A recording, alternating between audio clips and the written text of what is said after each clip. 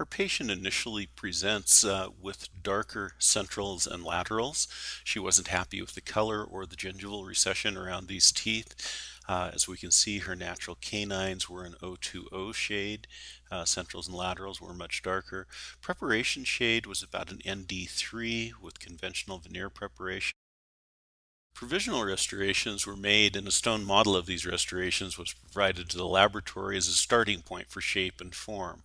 A master model was created, and a Siltec matrix of the provisional models was placed over the master model, and then wax injection was used to transfer all the data from the provisionals to the master model. Here you see the initial result of the wax injection that has the incisal edge position and form.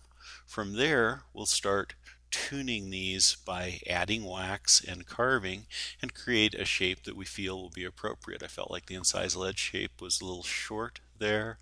I'll start with the midline, always getting the midline embrasure vertical, and then start controlling that transition from embrasure to facial surface and getting the mesial lobes set up in the right way to create the aesthetic result that we would like to see. We'll start working on surface morphology, and we'll start tucking in the distal here. Those teeth looked a little bit big to me initially, so I wanted to downsize those just a little bit. Detailed waxing and all of your surface texture is very, very important, especially with a monolithic lithium disilicate restoration. It's much easier to do this in wax than it is grinding on a relatively hard lithium disilicate material. Here I'm just refining lobe formation shapes, looking at the incisal silhouette and the midline embrasure. Again, narrowing the appearance of that distal lobe by creating a little bit more deflective surface, and then defining my fine surface anatomy. Creating the triangular depressions there. So here's a picture of the final wax up. From here we'll go ahead and sprue and invest in a traditional manner for pressed ceramics.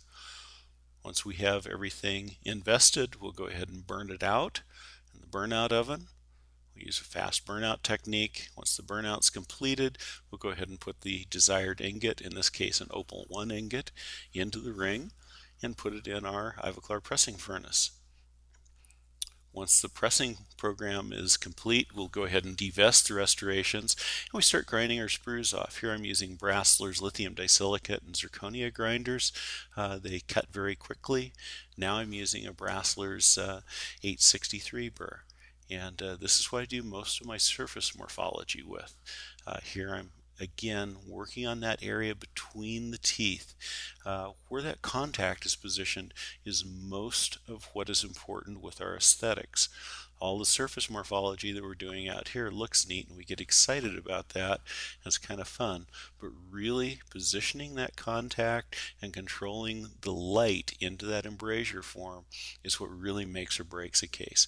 Here I'm using another one of the medium grit Brasseler's lithium disilicate grinders to clean up the lingual area close to the margins. I don't worry about chipping with that. I can get right up against the margin.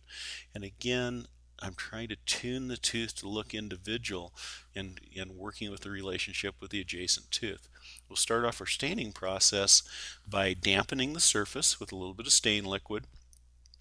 And one thing that's really important is to make sure that you have stain liquid underneath between the restoration of your composite dyes, because it makes a big difference in the amount of show through of underlying color, and that plays a very important role. Thickness here, 1.2 millimeters of opal 1, will have a lot different look than this other case that had 0.4 facial thickness. If we put the two side by side, we see the thicker restorations are much brighter than the thinner restorations. If we look at a shade tab, the thin restorations were BL4, the thicker restorations are more of a BL1 shade. Now we'll add a little bit of color gradient from gingival to incisal just by staining. And as we blend our stains for good color gradation, we'll go ahead and do that to all of the teeth. And then we'll come in with a little incisal blue for translucency simulation. Remember, the opal ingot already has a lot of translucency. So I'll just enhance that a little bit. I'll go ahead and apply my glaze layer after I've fired all my stains. It goes in the oven, comes back out. Now we're doing a glaze layer. And I'll apply a little bit of white halo effect with a white stain in the glaze. I don't do that when I'm staining. I want to keep it separate. Here's our final result of how the restorations look on the composite dies.